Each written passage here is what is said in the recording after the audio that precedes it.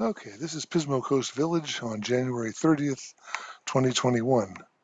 We've had a lot of rain in the last few days, way more than we've ever seen here before. And just to give you some idea of what we're looking at, we're going to take some pictures and take you over to the state park. As you can see, we had 7.52 inches of rain this week, all of that within 36 hours basically on Wednesday night and Thursday all day. So let's go take a look over at the state park. We're flying over Pismo Coast Village right now, and then we'll cross the boundary here in just a moment, and you will see a flooded state park. This is North Beach State Park. It's been closed for COVID just about ever since we got here almost in December. But now with all the rain we've had, this park has really flooded. All the sites are underwater. Fortunately, they were all vacant because it was closed, but even so, they couldn't be open now if they wanted to be. All you really see are the roads above water, and even most of those aren't uh, totally above. The restroom building there in the center of the picture is above water. Next to it is the host site, which is underwater. And we'll go down a little bit further here, give you some idea of how big this park is. Carol and I often ride our bikes through here. It's a good way to get a mile or two extra on our rides. But as you can see, the roads are pretty getting narrow and even some washed out up ahead.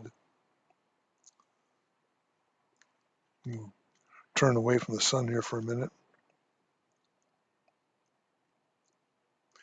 As coming into view on the left side of the screen is a white line going from one road to the other.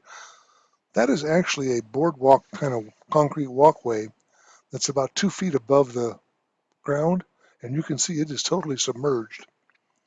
There's two of those walkways in the park, and that's because out in the middle, they sometimes do get, when it rains, they do get a little bit of marsh out there, but nothing like this flood that they have.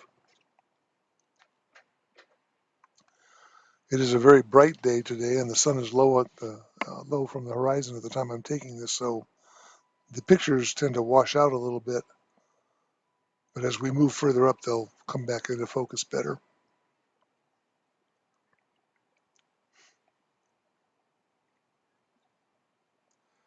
If you look carefully now, you can see the main road coming in. It's a two-lane road, and it is also partially underwater.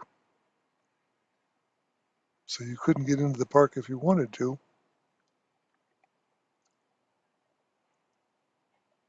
There you go. You can see the main road there buried. Now we'll get into Pismo Coast Village.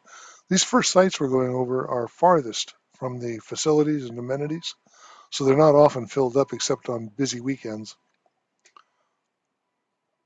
But as we go further in, you'll see the park is actually fairly full. It's about 80% full, and that's typical for a January weekend. As we go a little bit later, the weekends will get busier and busier. And as we get into February, the weekends are all full. All 400 sites will be busy. The RV now at the bottom of your picture center, that is our RV we just flew over. And you can now see the Pismo Coast Maintenance Facility directly in the center of your picture. That is being phased out. In fact, it's not open anymore. They've moved to their new facility down in Oceana, which is huge and quite nice. So we'll take a little ride further into the park here. You can see here the main road coming in. That takes you to the guard station and the reservation check-in area. And further ahead here is the little park that's got a couple of horseshoe pits in it. And then you can see the river almost that comes out of the Pismo area and empties into the ocean. And if you look carefully, you can see we are right on the beach here at the park.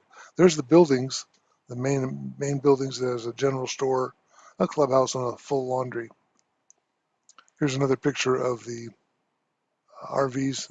You can see we're kind of congregated closer to the amenities, even though other than the pool, most of the amenities are not open. The store's available, but the mini golf they have and the game rooms and stuff are all closed because of the virus.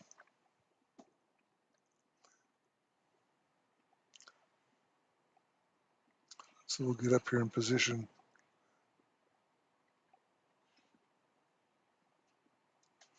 We're flying at about 150 feet right now.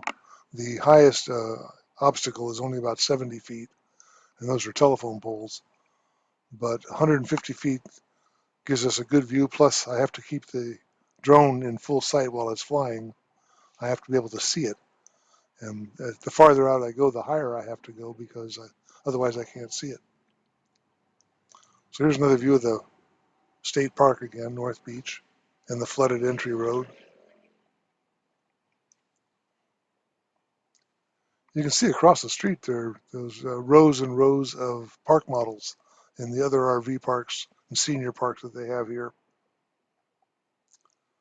Now we'll come back into our area. You can see our RV coming up. It's the rightmost one right now. You can see for the full RV there with the white car. We'll take a picture around the horizon now, give you some idea what we're looking at. That's out toward the east. And we'll stop the picture here for just a moment. This way you can see upper left portion of the picture, there's like a little river-like. That's actually Pismo Lake, and it's actually much bigger than it shows. All right, there's the state park again. Get a feel for how big it is. And here you can see we're on the beach. This park is right on the beach. There are actually several access gates on the west side of the park to get in to the beach. And that's over to the city of Pismo Beach right there, the downtown area. And again, then you can see the parks across the street from us.